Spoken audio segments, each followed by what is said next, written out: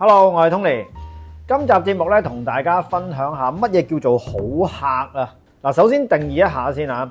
好客嘅意思咧，就唔係話客戶嘅人品好啊、禮貌好啊呢一啲。我呢度所指嘅好客咧，係銷售人員可以用最少嘅力量、最短嘅時間去成交嘅客戶。所以好客嘅相反咧，其實就唔係衰客。只係一啲需要花比較多時間、比較多心機去成交嘅客戶啫。咁點解要識得判斷好客呢？原因係無論你係一個銷售人員定係創業者都好啦，你嘅時間同埋你所擁有嘅資源咧都係有限嘅，所以你嘅資源嘅分配啊係要有先後次序㗎。而判斷對方係唔係一個好客，就係你分配資源嘅基準。咁究竟一個好客需要符合啲乜嘢條件呢？嚟緊就會同大家講下㗎啦。好客嘅第一個條件咧就係有需要啊，即係話客戶已經知道自己需要啲乜嘢，佢知道自己有啲乜嘢問題要解決，又或者有啲乜嘢目標想達成。如果你遇到嘅客戶有呢個特徵咧，就代表佢符合咗好客嘅第一個條件噶啦。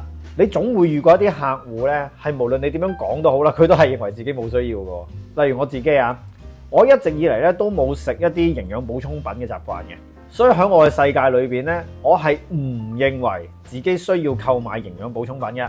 所以如果有人佢想賣營養補充品俾我嘅話咧，佢首先要令我由覺得自己冇需要變成覺得自己有需要。呢個過程係非常之艱難，亦都非常花時間嘅，甚至根本唔應該由銷售人員去做呢件事㗎。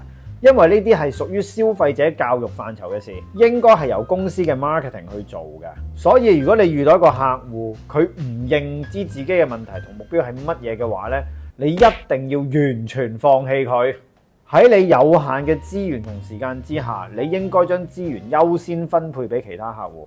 呢個 channel 會免費分享各種銷售技巧同思維，令銷售成為快樂嘅工作。如果你都想成為一個又開心又賺到錢嘅 sales 咧，可以參考我哋影片資訊欄中嘅課程嘅。好客嘅第二個條件咧就係有預算。喺呢度咧要釐清兩個觀念嘅，第一係有錢，第二係有消費意願。好多人都混淆咗呢兩個觀念嘅喎，所以佢哋會以為有錢就係好客，但其實有錢唔等於有消費意願嘅喎。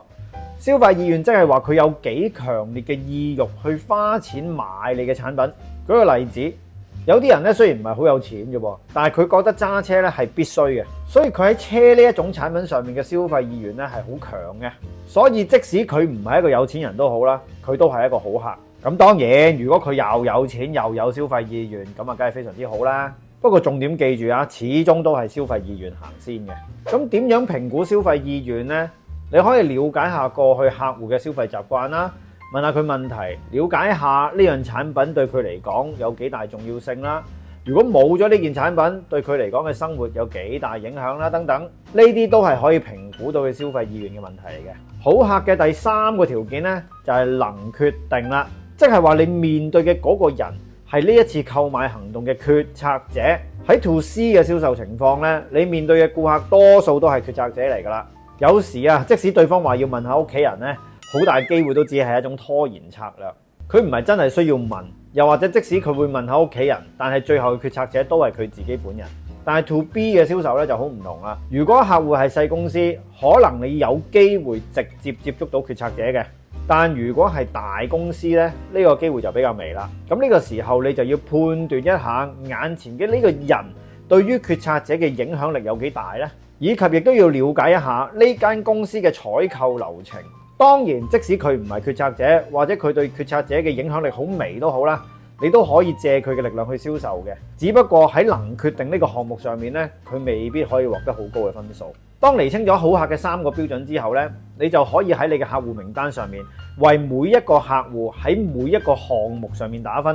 例如每一項1到5分，滿分就係15分。如果客戶攞到15分呢，即係話呢個客戶需求又強烈，付費意願又高，而佢本身又係決策者喎，咁呢啲就係最值得你優先花時間去處理嘅客戶啦。